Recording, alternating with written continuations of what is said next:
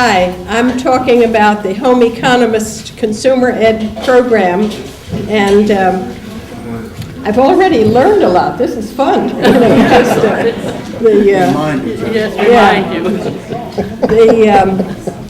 little bit later, the Home Economists joined the same union after a few dreadful things that never would have happened under a union, and we became strong union people. I was on the negotiating committee several times.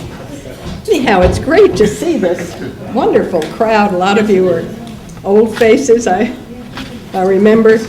I want to say that remember June Kadish, who died this spring, a home economist, and Eva Goodwin, who was a marvelous consumer advocate and volunteer, Consumer Protection Committee, and she also died this spring. And greetings from various other home economists who are still cooking along. The main purpose of our program was consumer education to make the shopping experience, have families, people eat better, eat more nutritionally, more economically, and have them more empowered. And that was always our main purpose. After a while, we got into a lot of consumer-oriented merchandising, and then also advocacy in the larger realm of at the state and federal level. We didn't do a whole lot with the big issues, big food issues like monopoly and agribusiness, pollution, and Don Rothenberg did some of those things. Vanjie has something about him over there and his interest. And we always supported things like the aerosol bans with exhibits, and we supported the recycling. We didn't initiate them. But the co-op is, of course, always a business with a conscience. I mean, this interesting combination. The home economists didn't have any responsibility for the bottom line, but we had a lot of other. We did a lot of other work, and one of the great things was that the work multiplied. When we worked with the employees, they, little by little, some dragging their feet like some of the managers, and some very eagerly were consumer advocates and helped us do our job. We started small and, of course, grew and bloomed the way the whole co-op did. We were independent right from the beginning. And as the kitty corral people were too, very early in the 50s, I think I was working 6 hours a week.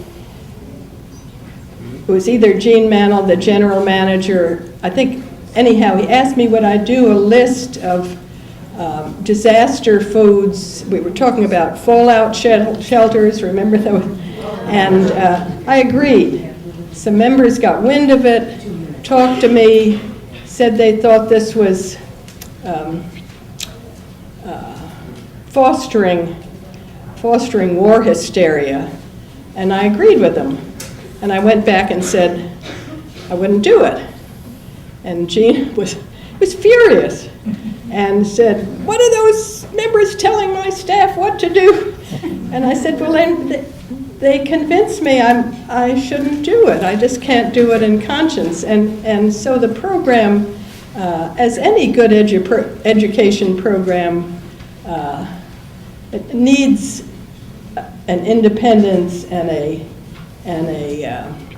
voice that speaks what truth we know.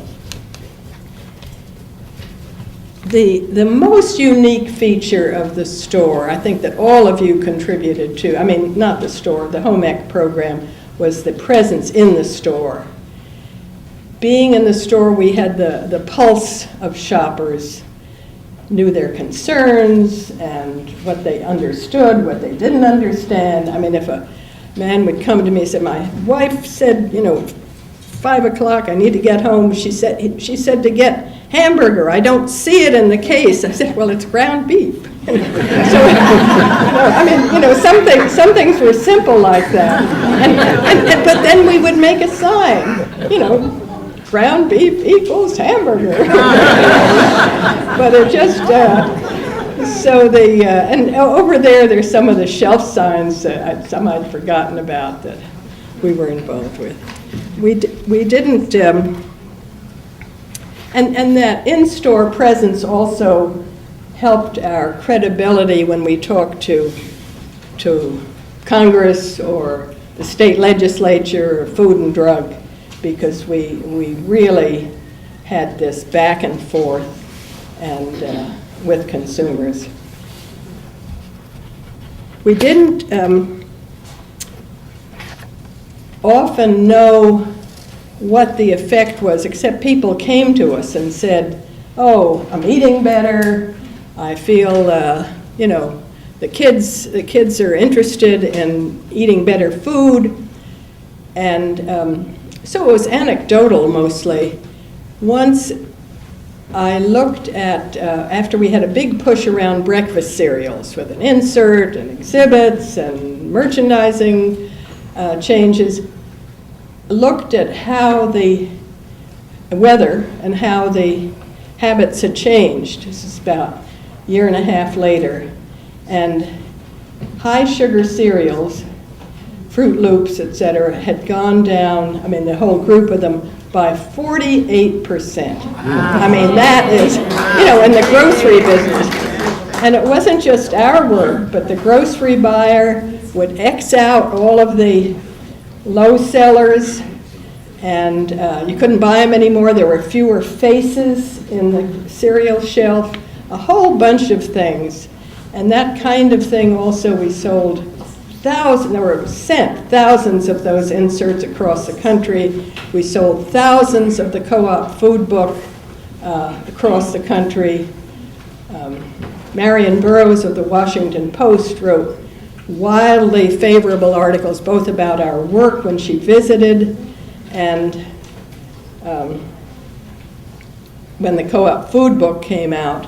I actually handed her a copy when I went to Consumer Federation in Washington, and anyhow, thousands of orders from one article. So that was the program, and it was a fun time and a good time. Thank you.